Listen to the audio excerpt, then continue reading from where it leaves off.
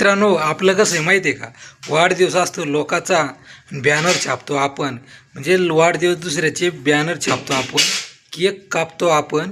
मग मला सांगा, तो जन्मला तर काय आपल्यासाठी उपकार केला आहे का? हां, सगळं आपण करायचं आणि आपल्या बर्थडेला ते वाढदिवसाला कधी ढुकून विचारत नाही.